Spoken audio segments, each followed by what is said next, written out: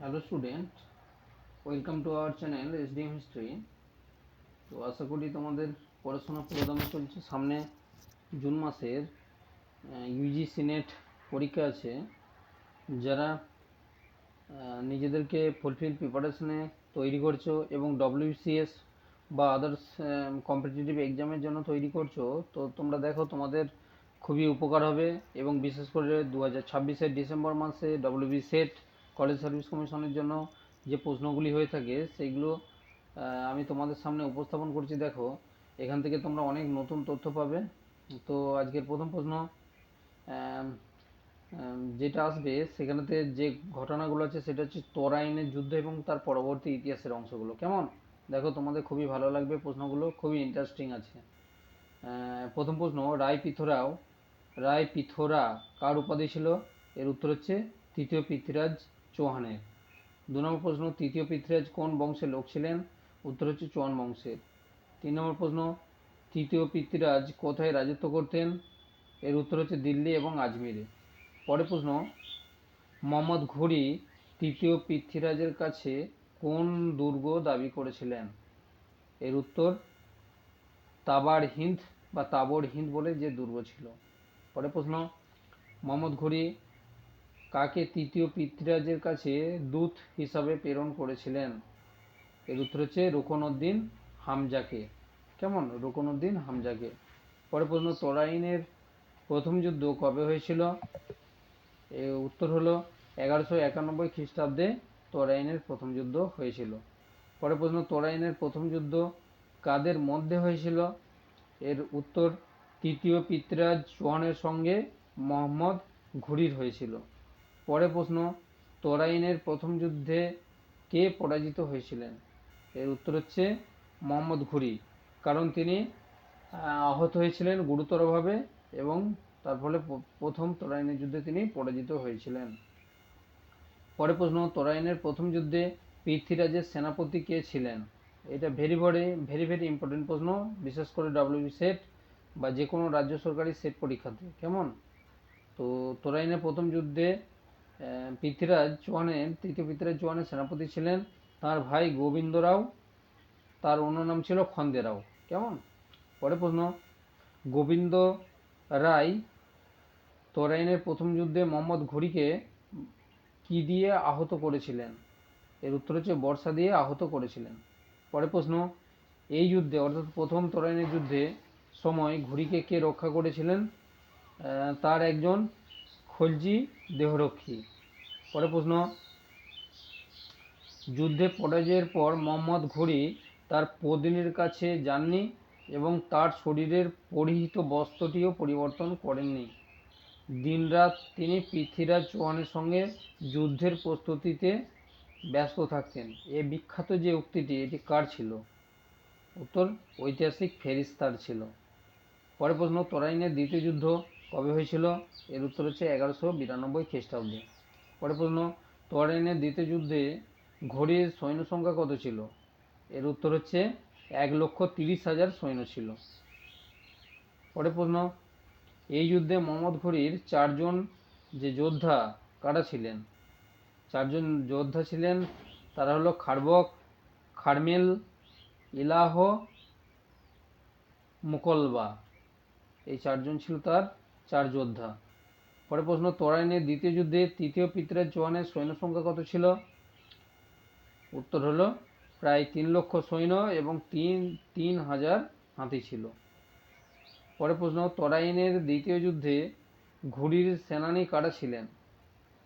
উত্তর তাজউদ্দিন ইলদুজ, নাসিরউদ্দিন কুবাচা, ইখতিয়ার উদ্দিন বখতিয়ার খলজি এবং কুতুবউদ্দিন আইবক। এই 4জন সেনানী ছিলেন।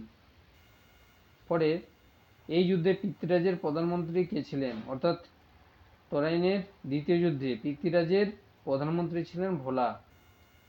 তারপরে প্রশ্ন, তরাইনের দ্বিতীয় যুদ্ধে কে পরাজিত হয়েছিল? সময়টাও বলে রাখতে হবে, 1192 খ্রিস্টাব্দে। 1191 খ্রিস্টাব্দে তরাইনের প্রথম যুদ্ধ এবং 1192 খ্রিস্টাব্দে তরাইনের দ্বিতীয় যুদ্ধ। এই তরাইনের দ্বিতীয় যুদ্ধে কে পরাজিত হয়েছিলেন? তো তৃতীয় পৃথ্বীরাজ চৌহান পরাজিত হয়েছিলেন এবং বন্দী হয়েছিলেন, তাকে গজনীতে নিয়ে গিয়ে হত্যা করা হয়েছিল। পরের প্রশ্ন, মোহাম্মদ ঘুরি কোথায় সামরিক দপ্তর প্রতিষ্ঠা করেছিলেন? এর উত্তর দিল্লির নিকট ইন্দ্রপ্রস্থে। পরের প্রশ্ন, মোহাম্মদ ঘুরি কাকে ভারতের প্রশাসনিক দায়িত্ব দিয়ে স্বদেশে প্রত্যাবর্তন করেছিলেন? উত্তর কুতুবউদ্দিন আইবককে। পরের প্রশ্ন, কুতুবউদ্দিন আইবক কবে আজমির জয় করেছিলেন? এর উত্তর হচ্ছে 1194 খ্রিস্টাব্দে। পরে কুতুবউদ্দিন আইবক আজমির জয়ের পর কোন কোন স্থাপত্য নির্মাণ করেছিলেন? এর উত্তর হলো কুয়াত উল ইসলাম মসজিদ, যেটি তিনি দিল্লিতে নির্মাণ করেছিলেন। কেমন? এই কুয়াতুল ইসলাম দিল্লিতে নির্মাণ করেছিলেন, দিল্লিতে। আর আজমিরেতে চতুর্থ বিগ্রহরাজ দ্বারা নির্মিত সংস্কৃত সরস্বতী বিশ্ববিদ্যালয়, নামটা ছিল সংস্কৃত সরস্বতী বিশ্ববিদ্যালয়। এই বিদ্যালয়টিকে ভেঙে দিয়ে সেই নির্মাণ সামগ্রী দিয়ে তিনি 1196 খ্রিস্টাব্দে আড়াই দিনকা ঝোপড়া নির্মাণ করেছিলেন। এটা আজমিরেতে। তো একবার আমার সৌভাগ্য হয়েছিল, আমি এখানে গিয়েছিলাম। কেমন? আড়াই দিনকা ঝোপড়া, যেটা আজমিরে অবস্থিত। পরের প্রশ্ন, কুতুবউদ্দিন আইবক কবে গুজরাট লুণ্ঠন করেছিলেন? এটা ভেরি ভেরি ইম্পর্টেন্ট প্রশ্ন। 1197 খ্রিস্টাব্দে গুজরাট লুণ্ঠন করেছিলেন। পরে কুতুবউদ্দিন গুজরাট লুণ্ঠনের টাকা দিয়ে কাকে ক্রয় করেছিলেন? এটাও খুব গুরুত্বপূর্ণ প্রশ্ন। ইলতুৎমিশকে তিনি ক্রয় করেছিলেন। পরে মোহাম্মদ ঘুরির অপর সেনাপতি ইখতিয়ার উদ্দিন কবে বাংলা জয় তথা উদন্তপুরী, বিক্রমশিলা, নালন্দা বিশ্ববিদ্যালয়গুলিকে আগুনে পুড়িয়ে ধ্বংস করেছিলেন? সময়কালটা কবে ছিল? না 1204 খ্রিস্টাব্দে। পরে প্রশ্ন, মিনহাজ উদ্দিন সিরাজের মতে ইখতিয়ার উদ্দিন বখতিয়ার দেখতে কেমন ছিল? তো লোকটি দেখতে অবশ্যই উত্তর হলো কদাকার এবং কুৎসিত প্রকৃতির ছিলেন। মানে তিনি ছিলেন কদাকার এবং কুৎসিত। যদি ইখতিয়ার উদ্দিন মোহাম্মদ বিন বখতিয়ার খুবই নৃশংস এবং অত্যাচারী। যখন বাংলা আক্রমণ করেছিলেন, হিন্দুদেরকে তিনি ধর্মান্তরিত করেছিলেন। পরের প্রশ্ন, বখতিয়ার খলজি কোন অঞ্চল জয় করেছিলেন? এর উত্তর হচ্ছে সেন রাজা লক্ষণ সেনের রাজধানী লখনৌতি, বা বর্তমানে লক্ষণাবতী বলে যে প্রদেশটি ছিল বা অঞ্চলটি ছিল, সেইটি তিনি জয় করেছিলেন, যেটি ছিলেন অবশ্যই লক্ষণ সেনের রাজধানী। পরে প্রশ্ন, বখতিয়ার খলজি এক সময় কুতুবউদ্দিন আইবকের অধীনে কর্মচারী ছিলেন। এই কথাটা ঠিক না ভুল? এর উত্তর হচ্ছে একদম ঠিক। পরে প্রশ্ন, অন্ধখোদ যুদ্ধ কবে হয়েছিল? এর উত্তর হচ্ছে 1205 খ্রিস্টাব্দে হয়েছিল। পরে প্রশ্ন, অন্ধখোদ যুদ্ধ কাদের মধ্যে হয়েছিল? তো এর উত্তর হচ্ছে মোহাম্মদ ঘুরির সঙ্গে ইরানের খোয়ারিজমের শাসকদের মধ্যে হয়েছিল। পরে প্রশ্ন, অন্ধখোদ যুদ্ধে কে পরাজিত হয়েছিলেন? এর উত্তর হচ্ছে ভয়াবহভাবে মোহাম্মদ ঘুরি পরাজিত হয়েছিলেন। তো আমরা জানি মোহাম্মদ ঘুরি সবসময় বিজয়ী ব্যক্তি ছিলেন, কিন্তু তিনিও এই অন্ধখোদ যুদ্ধেতে অবশ্যই পরাজিত হয়েছিলেন। তো এইটাই তার পরাজয়ের প্রথম নমুনা ছিল। কেমন? পরে প্রশ্ন, মোহাম্মদ ঘুরির সময় 1206 খ্রিস্টাব্দে পাঞ্জাবের কোন জাতি বিদ্রোহ ঘোষণা করেছিল? উত্তর খোকর জাতি। পরে খোকরদের বিদ্রোহ দমন করার ক্ষেত্রে মোহাম্মদ ঘুরিকে সহযোগিতার জন্য কোন দাসের নেতৃত্বে কুতুবউদ্দিন সৈন্য অভিযান প্রেরণ করেছিলেন? সে দাসটির নাম কি? উত্তর হচ্ছে ইলতুৎমিশের নেতৃত্বে। পরে প্রশ্ন, ইলতুৎমিশ খোক্করদের পরাজিত করে সাহসিকতার পরিচয় দিলে মোহাম্মদ ঘুরি কুতুবউদ্দিনকে কি নির্দেশ দিয়েছিলেন? এর উত্তর হচ্ছে ইলতুৎমিশকে দাসত্ব থেকে মুক্তি দেওয়ার নির্দেশ দিয়েছিলেন, দাসত্ব থেকে মুক্তি দেওয়ার জন্য। পরের প্রশ্ন, মোহাম্মদ ঘুরি কোন কোন হিন্দু দেবীর মূর্তি সম্বলিত স্বর্ণমুদ্রা প্রবর্তন করেছিলেন? তো মোহাম্মদ ঘুরি কিন্তু হিন্দু ধর্মের দেবদেবীদের নিয়ে তিনি স্বর্ণমুদ্রা প্রস্তুত করেছিলেন। এটাও খুব গুরুত্বপূর্ণ প্রশ্ন। সেই দেবদেবীর হচ্ছে একটা হচ্ছে লক্ষ্মী আর একটা হচ্ছে নন্দীর মূর্তি।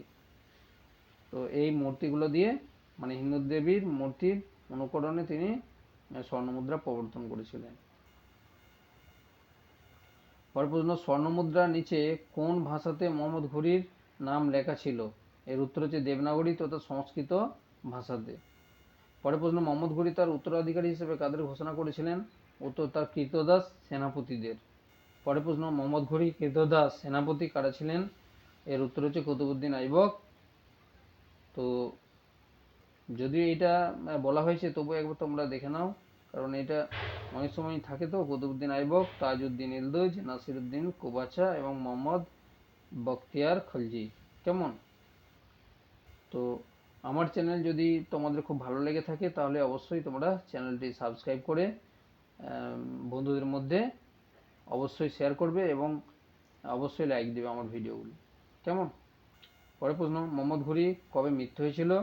উত্তর 1206 খ্রিস্টাব্দে 15ই মার্চ। পরের প্রশ্ন, মোহাম্মদ ঘুরি কোথায় মৃত্যু হয়েছিল? এর উত্তর হচ্ছে সিন্ধু নদীর তীরে দময়ক নামক স্থানে। পরের প্রশ্ন, মোহাম্মদ ঘুরি কিভাবে মৃত্যু হয়েছিল? দেখো, যে যেমন বদমাইশ হয় তার সেই রকম চিন্তাভাবনা বা তারই অনুগামীরা বা তার সহ যোদ্ধারা তাকে সেইভাবেই দেখে এবং পরে হত্যাও করে। তো মোহাম্মদ ঘুরির হত্যাটাও ঠিক সেই রকমভাবেই হয়েছিল। মোহাম্মদ ঘুরি কীভাবে মৃত্যু হয়েছিল? উত্তর, সিন্ধু নদীর তীরে দময়ক নামক স্থানে সন্ধ্যাবেলায় নামাজ পড়ার সময় কোনো এক অজ্ঞাত আততায়ী তাকে হত্যা করেছিলেন। অর্থাৎ কোনো কোনো ঐতিহাসিক বলেন যে তারই অনুগত অনুচরেরাই তাকে হত্যা করেছিলেন। কেমন? পরের প্রশ্ন, মোহাম্মদ ঘুরি মৃতদেহকে নিরাপদে গজনীতে পৌঁছানোর ব্যবস্থা কে করেছিলেন? উত্তর, তাজউদ্দিন ইলদিজ করেছিলেন। পরের প্রশ্ন, মোহাম্মদ ঘুরি কোন শহর প্রতিষ্ঠা করেছিলেন? উত্তর হচ্ছে সুলতান কোট প্রতিষ্ঠা করেছিলেন। পরের প্রশ্ন, মোহাম্মদ ঘুরি কোন কোন সেনাপতি কোন কোন অঞ্চলের দায়িত্বে ছিলেন? এখানটা একটু দেখে নাও, এখানটা তোমাদের পক্ষে বিশেষভাবে জানার আছে। গজনীতে ছিল তাজউদ্দিন ইলদুজ, গজনী রাজ্যে ছিলেন তাজউদ্দিন ইলদুজ। দিল্লি এবং উত্তর ভারতে ছিলেন কুতুবউদ্দিন আইবক। সিন্ধু ও মুলতান অঞ্চলে ছিল, সিন্ধু এবং মুলতানে ছিল নাসিরউদ্দিন কুবাচা। আর লখনৌতি ও বাংলাতে ছিল বখতিয়ার খলজি। এই চারজনকে তিনি মৃত্যুর পর, তো প্রসঙ্গত বলে দিয়ে একটু ভালো, কুতুবউদ্দিন আইবকের কোনো উত্তরাধিকারী পুত্র সন্তান ছিল না, তার 3টি কন্যা ছিলেন। তো সে 3টের মধ্যে একজনকে কুতুবউদ্দিন আইবকের সঙ্গে বিবাহ দিয়েছিলেন আর তাজউদ্দিন ইলদুজের সঙ্গে অপরজনের দিয়েছিলেন। কেমন? তো সেই জন্য যেহেতু তার পুত্র কেউ ছিল না, সেই জন্য তিনি তার সেনাপতি বা সেনা নায়কদের তিনি তার উত্তরাধিকারী মনোনীত করেছিলেন এবং 1206 খ্রিস্টাব্দে তিনি যখন মারা গিয়েছিলেন তখন তিনি তাদেরকে এই অঞ্চলগুলি তার পূর্বে ভাগ বাটোয়ারা করে দিয়ে গিয়েছিলেন। পরের প্রশ্ন, মুসলিমদের সঙ্গে যুদ্ধে রাজপুতরা কোন কোন দেবতার নাম নিয়ে যুদ্ধ করত? এর উত্তর হচ্ছে ভৈরব অর্থাৎ শিব এবং কালীর নাম নিয়ে। পরের প্রশ্ন, কোন সুলতানি শাসক ঘোষণা করেছিলেন যে, এটা ভেরি ভেরি ইম্পর্টেন্ট একটি প্রশ্ন। তো কথাটি কেমন ছিল না, আমি যখন নিম্ন বংশে জন্মগ্রহণকারী কোনো ব্যক্তিকে দেখতে পাই তখন রাগে আমার চিবুক কাঁপতে শুরু করে এবং আমার হাত তরবারি বা তলোয়ারের দিকে চলে যায়। এই বিখ্যাত কথাটি বলেছিলেন কে? উত্তর, গিয়াসউদ্দিন বলবন বলেছিলেন। পরের প্রশ্ন, করবা। দেখো, এটা তোমাদের অজানা একটা প্রশ্ন, করবা কি? এর উত্তর হচ্ছে, করবা হলো একটি যুদ্ধাস্ত্র। এটি ছিল কাঁচা চামড়া দিয়ে তৈরি আবরণ, ভিতর দিক থেকে তুলো এবং পশমে আচ্ছাদিত প্রাচীরের মতো। এটি ভেদ করে কোনো শত্রু অস্ত্র পদাতিক সৈন্যকে আঘাত বা আহত করতে পারত না। এইভাবেই তৈরি করেছিল করবাটা। পরের প্রশ্ন, করবা যুদ্ধাস্ত্র ভারতে সর্বপ্রথম কে প্রবর্তন করেছিলেন? উত্তর হচ্ছে মোহাম্মদ ঘুরি করেছিলেন। পরের প্রশ্ন, কোন বহিরাগত শাসক ঘোষণা করেছিলেন ভারতীয়রা মরতে জানে কিন্তু কিভাবে যুদ্ধ করতে হয় তা জানে না? এই কথাটি, বিখ্যাত কথাটি বলেছিলেন জহিরুদ্দিন মোহাম্মদ বাবর, অর্থাৎ মুঘল সাম্রাজ্যের প্রতিষ্ঠাতা বাবর। পরের প্রশ্ন এবং আজকে লাস্ট প্রশ্ন, ভারতের এমন দুজন স্বাধীনচেতা শাসকের নাম বলো, মানে হিন্দু শাসক অবশ্যই, যারা গজনীর মামুদ এবং আইবকের কাছে পরাজয়ের পর আত্মহত্যা করেছিলেন, মানে পরাজয়ের গ্লানি সহ্য করতে না পেরে আত্মহত্যা করেছিলেন। এর একজন হচ্ছে মামুদের কাছ থেকে জয়পাল, সুলতান মামুদের হাত থেকে জয়পাল, আর আইবক, কুতুবউদ্দিন আইবকের সময় হরিরাজ বলে যে দুজন শাসক ছিলেন। তো যাই হোক, তোমাদের কেমন লাগছে ভিডিও অবশ্যই বলবে। আর আবার বলছি, আমার চ্যানেলটি সাবস্ক্রাইব করে তোমরা তোমাদের বন্ধুদের মধ্যে শেয়ার করে দেবে। ঠিক আছে, ততক্ষণ তোমরা দেখতে থাকো এবং সুস্থ থাকো। আমি আবার পরের ভিডিও নিয়ে তোমাদের সামনে হাজির হব। ওকে, আজ এই পর্যন্ত।